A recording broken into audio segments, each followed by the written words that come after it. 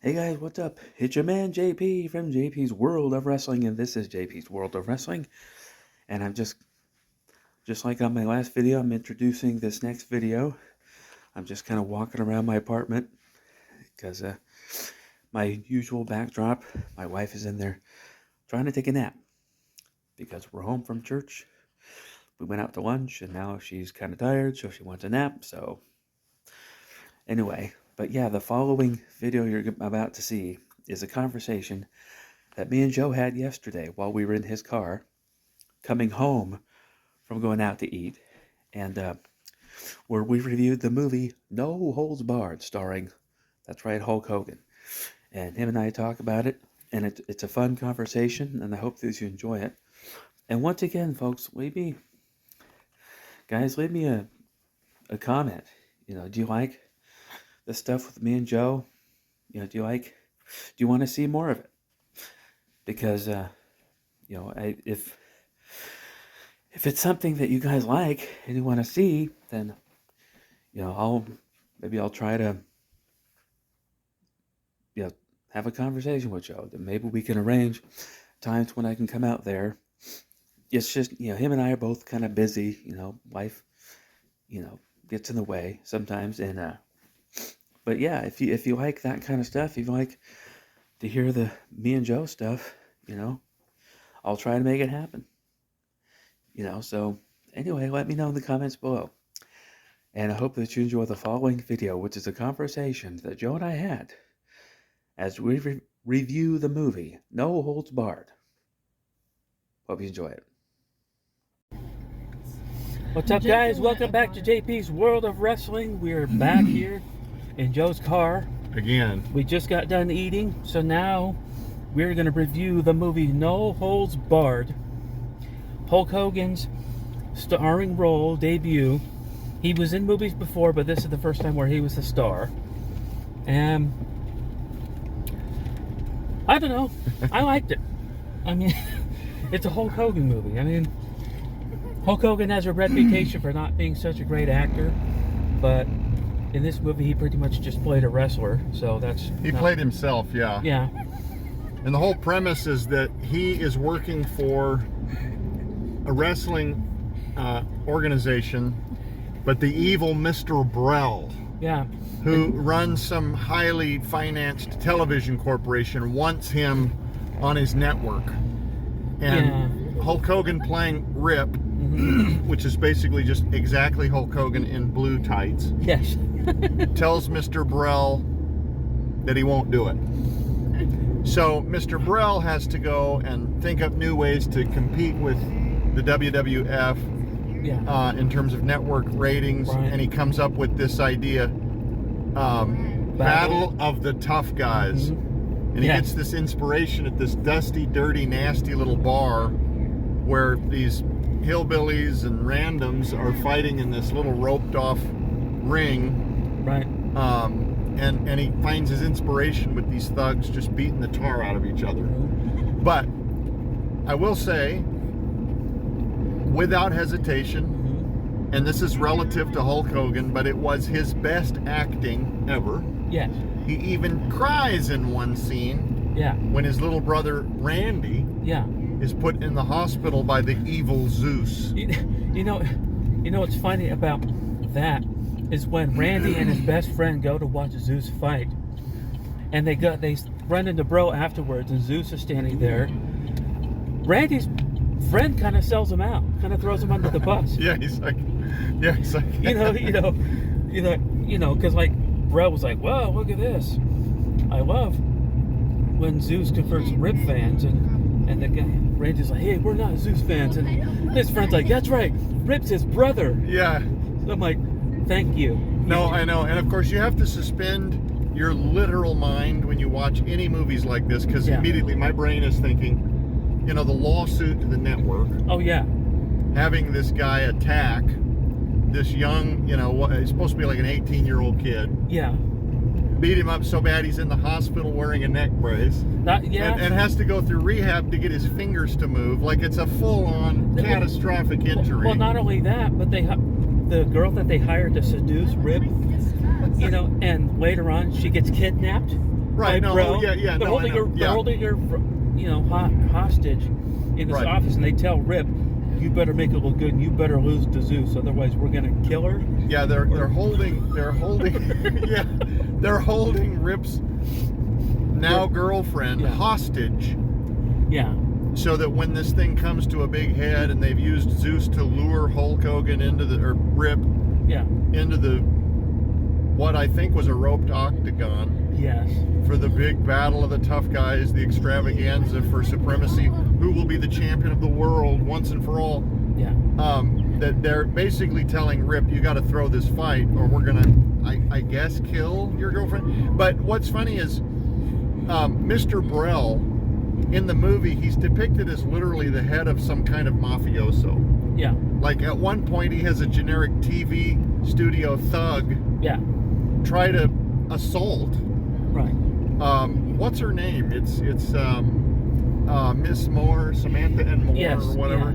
Yeah, the news anchor that has tried to seduce Rip, and now they've become romantically involved. Well, Mr. Brel is trying to lure Rip into a fight with Zeus, but he won't do it because he learns along the way that his trainer, the guy that's been training Rip, has history with Zeus, and he says, this guy's a killer, man. He killed some kid in the ring, and he just got out of prison. You don't want to tangle with him. Don't lower yourself to him. He's dangerous. So Rip won't have anything to do with it. So Mr. Brel's trying to figure out ways to get to Rip, to get him in the ring to verse Zeus, because he knows he stands to make a lot of money with this big epic battle. And so he has one of his TV studio thugs go and try to assault Samantha N. Moore, Rip's girlfriend, to get to Rip. And it's like, he's the head of the mafia. Yeah. He's not a TV station manager. He's the head of the mob. Yeah, basically. But I will say this. I stand to be laughed at when I say this, but these are my genuine feelings. It's a really good movie. It is. And I know the acting is cheesy, and the budget was cheesy, but in terms of fun, like, were you not entertained? From the very first scene, I was entertained. First scene, good storytelling, action. You got car chases. Oh, yeah. You got Rip tearing cars apart, throwing guys around, fight scenes. A really clean movie. For watching with your children. There's no nudity. No. There's no significant language. Yeah. There's a couple of minor, I think, profane references. Yeah. What's it rated? PG-13? Yeah, I think it might be PG or PG-13. PG or PG-13? Yeah. But the music Yeah. and the B-roll of Zeus smashing bricks. Oh, yeah. And you hear this guitar changing chords, you know. Bum, bum. And then when Zeus walks out to the ring, and you hear that haunting, like, orchestra strike on the keyboard. Womp. Yeah. Womp. And then you hear Rah! Coming from the distance. Yeah. And the fear over Rip's eyes. Right. And by the way, so the opening scene, Jake Bullard. Yeah. And the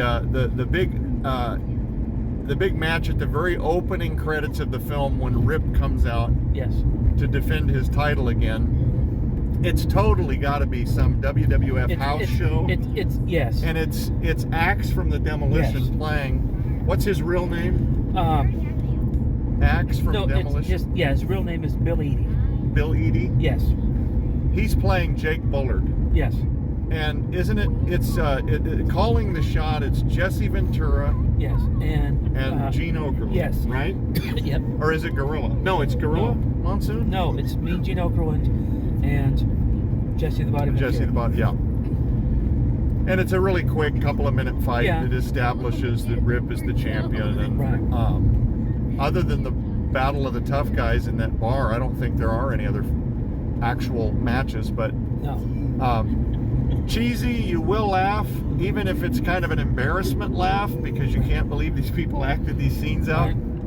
Now, the guy that played Zeus, he was legit a massive monster of a man and a weightlifter and a bodybuilder and a Christian. Yep, Tom Tiny Lister. Yep. Tom Tiny Lister? Yep. He was in some other movies. Oh, yeah. Yeah, he was in like Friday or something. One of these comedies with I don't know. Anyway, yeah, he's been in some comedies, and I've seen interviews with him before. Yeah. Where on TBN talk about his faith and all that. Yeah. But yeah, and then he passed away really young. I think in his late 40s or early 50s, right? Yeah. Yeah. Mid 50s. Yeah. But anyway, Hogan, for years, I'm talking more currently now, he has dealt with such chronic pain that he's been barely able to walk at times. Yeah. But I heard him on a podcast recently talking about how through the use of CBD oils and natural therapies and chiropractics and whatever, that he is literally feeling like he could wrestle again. And that's something you can relate to, because you've had some health issues in your life, and now you are into holistic and organic food, and you like to promote that kind of thing, because honestly, everybody should eat organically, and because processed food is garbage. But or at the very least, eat not as heavily processed foods. Yeah. Anyway. Yeah. Now we're having a different podcast. Yes. But I was struck by that Hogan was saying that he was going to maybe. I don't know that he said he was maybe going to wrestle again, but he was saying that he felt like he could. He said that he felt like he could wrestle again. That's quite something. Yeah, he's been. Yeah, because I see videos of him in recent years where he's like walking around with a cane. Right. Yep. And he can barely walk. Yeah. So. Yeah. And of course that opens up this whole other. If you were talking about recent podcasts with Hogan, now we're talking about maybe. Was the heat between he and Ric Flair at that event recently, was that real? And we could get totally distracted here. Back to No Holds Barred. Right. I miss movies like that. Yeah. Because I don't see any, and I'll take Cheesy 80. Oh, yeah. Jeff Speakman, The Perfect Weapon. Right. Any of these movies, any day of the year, over almost anything that's coming out now. Yeah. And like Hulk Hogan movies, even though they were cheesy, I enjoyed all of them. Suburban Commando was good.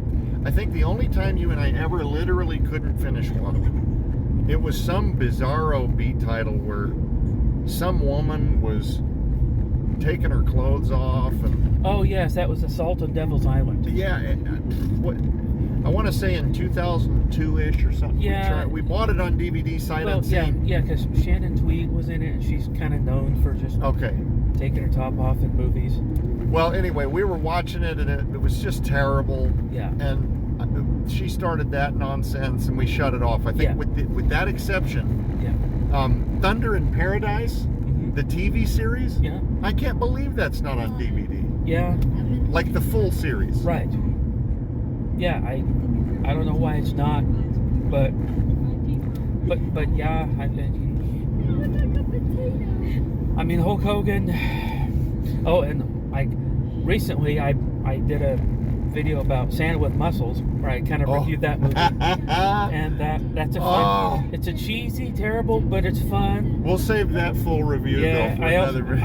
I also did a one called Secret Agent Club. That's that's even worse, but in a fun way. But that's. If you remember the series Mystery Science Theater, that's perfect material for that. And you enjoy horrible movies because you like, basically sitting there and watching satirically and marveling at how they actually said that's a rap. Yeah. Package this for viewing. Yeah. It's good for that, but anyway. That was all for me on No Holds Barred. Yeah, No Holds Barred. It's funny. I was watching a sitcom probably in the early 2000s-ish with an comedic actor named Jay Moore. And on the show, he referenced No Holds Barred. He had rented No Holds Barred from the video store, and his wife asked him about it. He's like, "Oh, it's this awesome movie with Hulk Hogan." And So that kind of got my thumbs up because no holds barred. And I remember they did a pay-per-view when No Holds Barred was kind of out of theaters, but WWF did a pay-per-view where you could order the movie, and then they had a cage match afterwards where it was Hulk Hogan and Brutus Beefcake against Macho Man and Zeus. And so, they released it on Christmas Day, and I remember Vince McMahon's voiceover like, why, don't have a Christmas, have a No Holds Barred Christmas. Order the pay-per-view, the movie, the match, now on pay-per-view, and something like that. But yeah, hey, that's not a bad Vince. Yeah, I vaguely remember that Zeus had a match with Virgil, but it was like in the lead up to the match where he was going to face Hogan in, was it a WrestleMania or a SummerSlam? I think it was a SummerSlam where it was Zeus and Macho Man versus Hogan and Beefcake, but this time it wasn't a cage match. So, but it was at SummerSlam. Right. So, and I remember wanting to see that one, but when we've talked about this a lot. So like when Jason and I were kids, neither of our parents had any money in any direction for a $50 pay-per-view. Oh, I know. Forget about it. Yeah.